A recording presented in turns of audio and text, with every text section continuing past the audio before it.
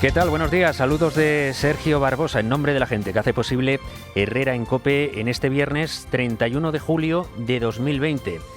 No hace falta que le diga ni que sigue haciendo calor ni que este viernes es un día señalado en el calendario. Y es que cuando un viernes, además de dar paso a un fin de semana, es también el inicio de las vacaciones de agosto para muchos españoles, pues se pueden imaginar lo que puede pasar en las carreteras. Aunque también es verdad que estamos en un verano atípico, marcado por esa pandemia que nos desvela desde aquel lejano mes de marzo, en el que dejamos la vida normal para estar confinados y luego para ser nuevo normales, que todavía no sabemos muy bien lo que es. O a lo mejor sí, porque ya nos va quedando la idea de que la nueva normalidad consiste básicamente en ir a salto de mata, tomando y asumiendo decisiones al pas que van sucediendo las cosas. Y ahí es donde se entiende que justo en el ecuador del verano, la España autonómica haya decidido hacer reunión de pastores. En un par de horas, el presidente del gobierno y los presidentes autonómicos se van a ver las caras en La Rioja, en el monasterio de Yuso, que es en un encuentro presidido por el rey para hablar de coordinación, de las herramientas que se están echando en falta para hacer frente al aumento de brotes, también de las ayudas europeas. Y bueno, tiene pinta de que Sánchez va a tener que escuchar muchas quejas, y no solo de las comunidades de diferente color político al suyo. El lugar elegido no puede ser más sugerente: el monasterio de Yuso, en San Millán de la Cogolla, en La Rioja. Ese lugar mítico donde hace cosa de 1000 años a un monje que andaba trabajando sobre un códice en latín le dio por hacer unas anotaciones en los márgenes, más que nada para entenderse él mismo con sus pensamientos. Y claro, esas anotaciones o glosas las hizo no en latín, sino en el idioma en el que él pensaba, y ese idioma era la semilla del castellano. Pues en ese lugar tan sugerente, donde el castellano se asomó al mundo por primera vez en su forma escrita, es al que nos vamos a trasladar esta mañana mentalmente, sin esperar ni siquiera a que empiece la reunión. Porque si cerramos los ojos, bien nos podemos imaginar a Sánchez dando la palabra a los presidentes autonómicos. Y lo mismo el presidente de Castilla-La Mancha es de los primeros en hablar. Y lo mismo Emiliano García Paje, por más socialista que sea, le hace ver al presidente que, hombre, el gobierno central últimamente se ha puesto de perfil.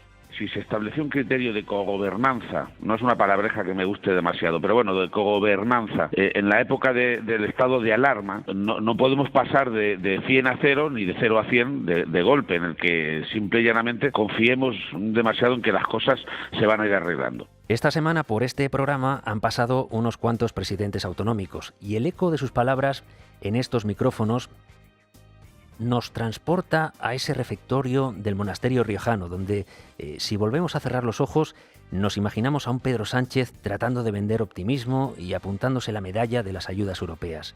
Y algunos presidentes autonómicos asentirán, pero otros dejarán de tener el rostro serio y seguirán mirando como diciendo: no me acaba de convencer lo que dice. Nos imaginamos, por ejemplo, a la madrileña Isabel Díaz Ayuso preguntando qué pasa con Barajas, si finalmente hay intención de aumentar las medidas de seguridad en el aeropuerto o imponer PCRs en origen a los pasajeros. Y en ese grupo de presidentes populares también tendrá ganas de tomar la palabra el murciano López Miras, con una queja además muy clara. El gobierno no puede echar a las autonomías el marrón de custodiar, por ejemplo, a los inmigrantes ilegales. Nos llega un protocolo del Ministerio sin visar por el Ministerio de Sanidad, en el que dice que a partir de las 72 horas la responsabilidad y la custodia de los inmigrantes que llegan de forma irregular es de la comunidad autónoma. No salimos de nuestro asombro, no tenemos competencias en extranjería, no tenemos competencias en seguridad. López Miras habla y los demás asienten, pero seguimos cerrando los ojos e imaginando lo que puede pasar dentro de un par de horas. Sánchez se defiende y alega que hay herramientas suficientes para que las autonomías gestionen los brotes. Y ahí, cuando se pasa a analizar la situación actual de los brotes, todos miran al presidente de Aragón, la región más acuciada por el virus. Javier Lambán levanta la mirada y se reivindica. Yo tengo muchos casos, porque estoy siendo muy transparente con los datos. Ahora se trata de saber, dice, si todos los aquí presentes estamos haciendo lo mismo.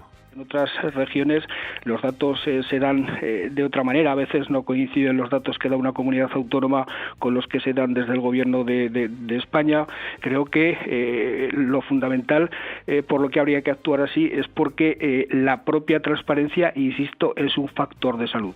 En fin, no sabemos si nuestra imaginación coincidirá con lo que realmente pase en ese monasterio de Yuso dentro de unas pocas horas, pero sí sabemos que no estarán ni Quim Torra ni Íñigo Urkullu. Será el toque provinciano de esta España nuestra, donde esté la señera, la bandera, que se quite la urgencia sanitaria.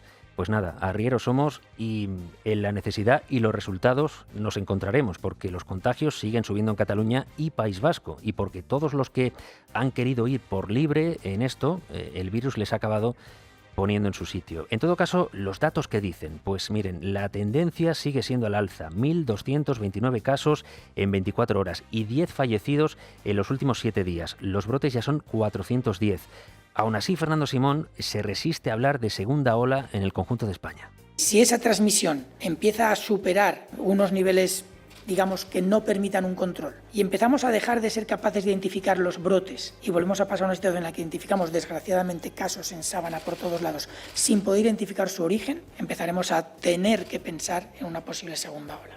Para hablar de segunda ola tendría que haber una transmisión comunitaria en el conjunto del país y de momento dicen solo la detectan en Aragón y Cataluña. Los asintomáticos, por cierto, continúan siendo un 60%, pero muchos de ellos lo son porque los detectan muy pronto, antes de que desarrollen las dolencias. Dolencias que, nos reconocen, también están sufriendo algunos jóvenes. Y es que hay jóvenes entre los 25 ingresados en una UCI en la última semana. Ahora mismo hay en España más de 200 personas en cuidados intensivos.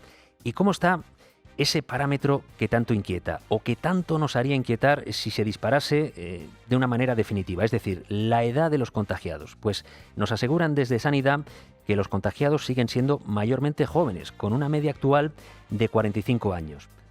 Aunque los contagios también están aumentando en los sectores de edad más avanzada, así que cuidado, sobre todo porque los brotes en las residencias empiezan a ser preocupantes, sobre todo en Aragón, donde ya son 45 las residencias con casos positivos, con varios fallecimientos en las últimas horas. Sobre las residencias le han preguntado a Fernando Simón, pero en esto, como en tantas cosas, ha querido ver la botella medio llena. Dice que es verdad que hay sitios donde hay que tomar medidas, pero que en comparación con la primavera tenemos una situación en las residencias muy favorable. Claro, cualquier comparación con lo que fueran aquellos meses te sale positiva por narices, ¿no? En fin, que comparando datos nos podríamos estar aquí hasta mañana, analizando, por ejemplo, esa tabla de países europeos y de contagios por cada 100.000 habitantes en las últimas 2 semanas. Ahí resulta que somos terceros, solo por detrás de Luxemburgo y Rumanía, con 50,7 casos. Entre tanto, Portugal tiene 31, Francia 17, Reino Unido 12 e Italia, fíjense, solo 5. Son esas diferencias las que deberían ser explicadas por los expertos. ¿Qué está pasando para que en España haya más contagios que en el resto de países de nuestro entorno? Pues esa sería una pregunta. Claro, que de expertos a veces mejor no hablar. Ya les contábamos ayer que el gobierno había tenido que reconocer oficialmente que no hubo comité de expertos para la desescalada. Y eso que el gobierno, en su afán de dar brillo y solemnidad a las decisiones sobre qué comunidad pasaba de fase y qué comunidad se quedaba con las ganas, dio a entender que se había reclutado a los 5 fantásticos, a la flor y la nata de la ciencia española, a las cabezas más privilegiadas para que a las decisiones no se les pudiera poner ni medio pero. Y claro, se generó tal expectación que la gente quería conocer los nombres, entrevistar a esas luminarias, saber un poco más sobre el comité que tenía en sus manos la vida de los españoles en tan difícil hora. Y sin embargo, cuanto más preguntaba la prensa, menos datos daba el gobierno y más los protegía. Y ese misterio lo único que conseguía es que los periodistas aumentaran todavía más su interés. Total, que al final tuvieron que reconocer que se les había calentado la boca, que tras el rimbombante nombre de Comité de Expertos estaban los técnicos de sanidad de toda la vida del señor, que son muy dignos y muy respetables, pero que no llevan capa ni tampoco vuelan. Para evaluar quién pasaba de fase, la responsabilidad última es, como no puede ser de otra manera, un Estado democrático, del ministro de Sanidad. ¿Y cómo tomaba yo esta decisión? En base ¿a qué la tomaba? En base a informes técnicos. No se creó un comité al margen de la administración pública, del Ministerio de Sanidad, de aquellas personas que por razón de su cargo deben de informar. Se hizo así y lo contamos. Y los informes, al final de cada fase, los hicimos todos públicos. Es un ejemplo muy claro de hasta qué punto el postureo posmoderno que se gasta últimamente en la política puede liar la madeja hasta extremos realmente surrealistas. Eso o el miedo a reconocer en aquellos días que efectivamente era el ministro de Sanidad, apoyado en Fernando Simón, los que decidían dejar a una comunidad sin avanzar de fase. Y por lo demás, hoy no sabemos si se calmará la cosa o el debate abierto en la derecha a cuenta de qué hacer contra Pedro Sánchez seguirá dando que hablar. Desde luego, lo que está claro es que la moción de censura anunciada por Vox para septiembre ha animado el cotarro y posiblemente ha confrontado al votante de centro-derecha ante ese dilema que afronta ahora la oposición. La moción de Vox tiene pocos visos de prosperar, pero puede ser un desahogo para muchos españoles que están indignados con la gestión de este gobierno en la pandemia y lo que no es la pandemia. Pero queda la duda de si, reconfirmado como presidente, una vez que quede escenificado en el Congreso que no hay alternativa a Sánchez, el gobierno PSOE-Podemos se verá o no se verá reforzado políticamente. Eso es precisamente lo que alega el PP, que apuesta por hacer una oposición propositiva, con la esperanza de que las circunstancias críticas que atraviesa el país obliguen al gobierno a entrar en la senda del diálogo. Pero claro, aquí los de Vox dicen que largo me lo fías con este gobierno. En fin, que tiempos difíciles en los que la política se mueve sobre las dificultades de una crisis sanitaria y económica, agravado, en el caso de España, con las tensiones territoriales.